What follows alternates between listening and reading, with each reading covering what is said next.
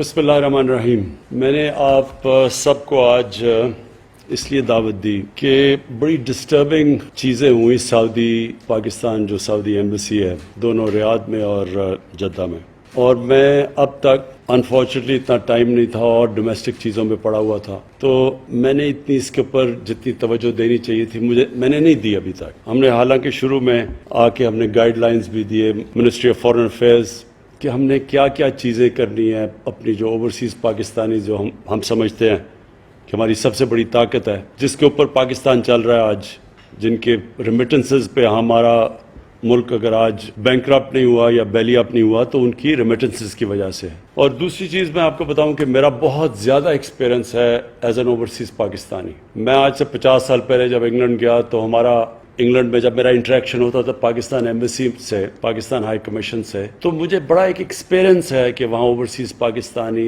جو خاص طور پہ جب میں گیا تھا تو لیبر کلاس تھی ہماری، اب تو وہ پڑھ گئے ہیں، ان کی سیکنڈ تھرڈ جنریشنز آگے نکل گئی ہیں، پڑھ لکھ کے ہیں. تو مجھے تب سے ایکسپیرنس ہے dealing with Pakistan embassy as an overseas Pakistani. تو اس لیے میں جب پرائم منسٹر بنا تو میری سب سے بڑی خواہش یہ تھی کہ ہم یہ بالکل جو ایٹیٹیوڈ بدلیں جو ہماری ایمبیسیز ڈیل کرتی ہیں اوورسیز پاکستانی سے، اور اسپیسیفکلی جو ہمارے محنت کش لوگ ہیں جو وہاں جاتے ہیں کام کرتے ہیں گھروں سے دور، اور جو نچلا طبقہ ہے. اوپر جو پڑھے لکھے لوگ ہیں جو ویل ٹو ڈو ہیں ان سے ہماری ایمبیسیز بائی اینڈ لارج ٹھیک رہتی ہیں، لیکن جو نچلا طبقہ ہے اس سے مجھے ہمیشہ یاد ہے کہ بڑے پرابلمس تھے. جب انگلینڈ کے اندر جو ہمارے ایمبیسڈرز ہوتے تھے 70s اور 80s کی میں بات کروں، ایون 90s، تو بڑی بری طرح وہاں کی لیبر کلاس کو دیکھتے تھے، اور وہ جو لیبر تھا وہ دیکھتا ہی ایمبیسی کی طرف تھا. وہ ویسے بھی دوسرے ملک میں بیچارے پیسے بنانے گئے ہوتے تھے، تو وہ ایمبیسی ان کے لیے ایک بڑا سینٹر ہوتا تھا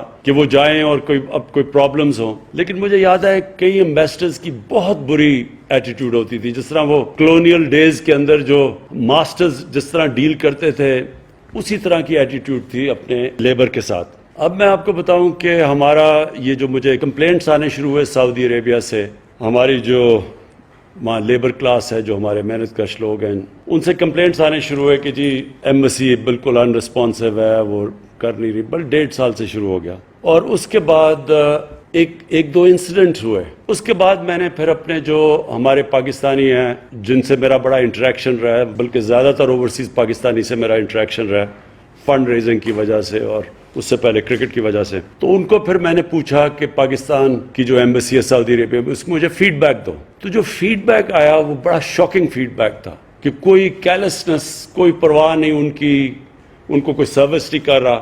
اس کے بعد پھر ہمارا جو سٹیزن پورٹل ہے یہاں جس کا سیکشن ہے اوورسیز پاکستانی کا، اس سے پھر میں نے اس کے بھی کمپلینٹس دیکھیں گے کیا کیا کمپلینٹس آ رہی تھیں. تو وہ سارا میچ کر رہا ہے کہ جس طرح کی انفارچونیٹلی ہمارے اوورسیز پاکستانیز کو ہماری ایمبیسیز ڈیل کرتی ہیں، اور جس طرح کا رسپانس ہماری ایمبیسیز دیتی ہیں ان لوگوں کو. میں نے یہ اپنے سٹیزن پورٹل سے پورے پوائنٹس نکالے ہوئے میں آپ کے سامنے رکھ رہا ہوں، اور اس کے بعد میں نے آپ کو یہ بتانا ہے کہ ہم نے اب کرنا کیا ہے. بیکاز میں آپ کو بتا دوں اس طرح ہم نہیں چل سکتے.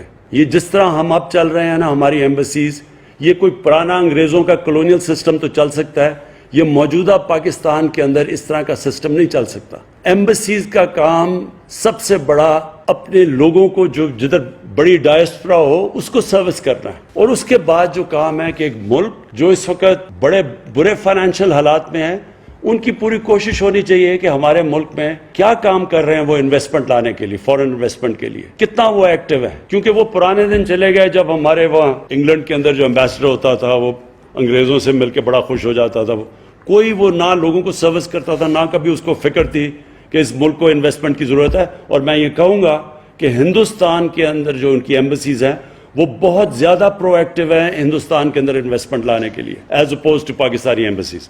اچھا جی، اب میں ذرا آپ کے سامنے چیزیں رکھنے لگا ہوں. 17 سروسز ہیں جو کہ پرووائڈ کی جاتی ہیں کاؤنسلر سروسز ایمبیسیز کے اندر. ایجوکیشنل ڈاکیومنٹس کے لیے لوگ جاتے ہیں، attestation of nikah nama, marriage registration, divorce certificates, unmarried certificate, death certificate, birth certificate, police character certificate, medical documents, driving license attestation, bank papers, commercial and business documents, experience certificate, power of attorney from abroad, power of attorney documents from abroad, affidavits, और फिर miscellaneous documents. अब इनके ऊपर मैं ज़रा सिर्फ एक gist दे रहा हूं कि हमारे सिटीजन पोर्टल के ऊपर क्या फीडबैक आया. Unnecessary delays and complications in availing routine services. ये मैं आपको जिस्ट बता रहा हूं. Non-adherence to time commitments. Time देते हैं, उसके बाद वहां होता कोई नहीं है. ये कई दफा गरीब लोग होते हैं, बड़ी दूर से पैसे एक एक रुपया बचा रहे होते हैं अपना बेचारा पाकिस्तान भेजने के लिए.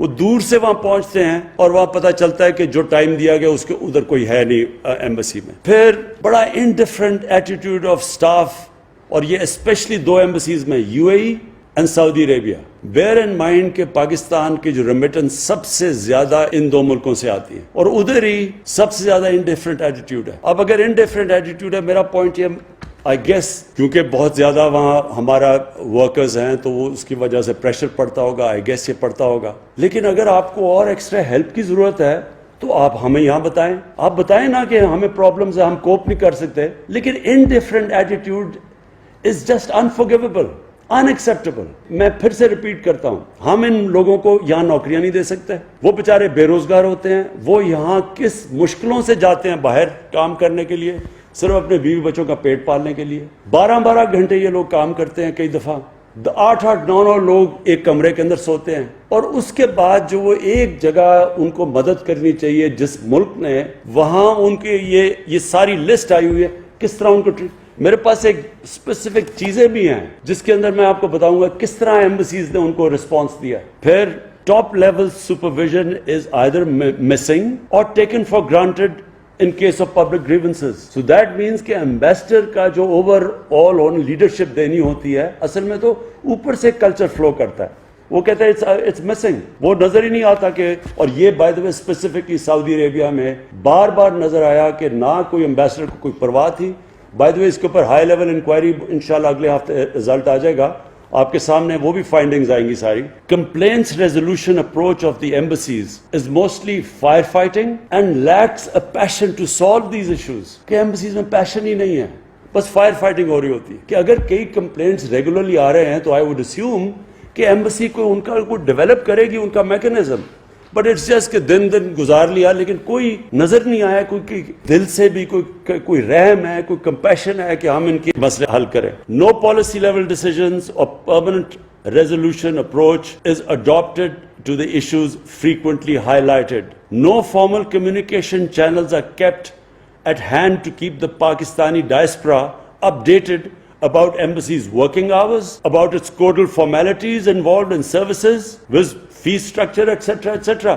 यानी कोई इस तरह का एम्बेसीज के पास कोई फॉर्मल कम्युनिकेशन, लोग कंप्लेन करें कि हमारे पास है ही नहीं, हम कैसे फायदा उठा सकें, हो सकता है एम्बेसी ना जाना पड़े. No proactive steps have been taken to regularly check the conduct and the attitude of the staff. ये सबसे इंपॉर्टेंट है. जो स्टाफ डील करता है लोगों से, इसके ऊपर क्या एम्बेसी करती है. मुझे जो फीडबैक सऊदी अरेबिया से आई, और ये इंशाल्लाह हमारी अभी जो इन्वेस्टिगेशन है इसमें और चीजें नुमाया होंगी. एक लिखता है, sir in Doha Qatar there is no arrangement of degree education after FSc FA. Thus our children are suffering from no education.